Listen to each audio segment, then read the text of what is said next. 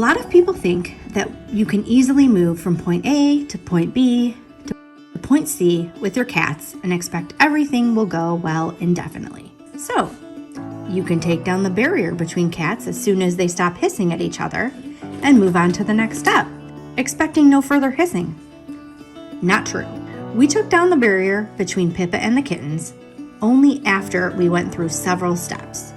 We let Pippa get used to the kittens. We fed her next to their territory. And then, on her own terms, we let her explore their territory when she was comfortable. Then we fed her in the territory before we took down the barrier. But that doesn't mean that once they are out, everything's just fine. Pippa would still swat at the kittens. She would still hiss if she felt they might be getting too close and she didn't want them there.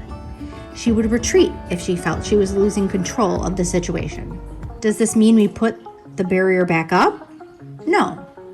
The reason is that progress is not a straight line. What we paid attention to most was the retreating. Pippa has been able to stand being in the same room with the kittens. Some of this requires exposure therapy, so she has to be exposed to the reality they are free roaming the house, a little bit at a time each day. And we provide her with the outdoor space that is all her own, only when she really needs to get away from the craziness of the small children. But the more she could bear it, we started bringing them closer with meals. And even though we had some setbacks, we adjusted the way we did things, and that has made a difference, rather than taking a step back. And we get encouraged. Pippa has asked to go outside less. She spent less hours in the master bedroom by herself.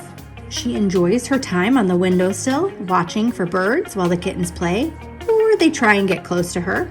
But sometimes we still catch situations that are unsavory. For instance, little Penny is testing her boundaries with Pippa and sits on the chair next to her while Pippa's sleeping. Pippa doesn't like this and swats the heck out of her.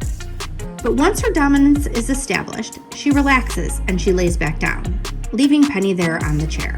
It's discouraging that poor Penny got slapped, even though her litter mates bite her frequently because there's teething and they still don't get the pressure needed to prevent the bites from hurting. But what we also see is that Pippa didn't get up, she didn't run, and neither cat wanted to leave.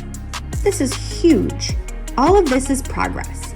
And we have to remember too that the kittens have only been here for 2 months, and Tilly, realistically, for a little over 3 months. And we also have to recognize that is a lot of change in Pippa's territory in a short period of time. To be at the stage right now where we are is pretty remarkable.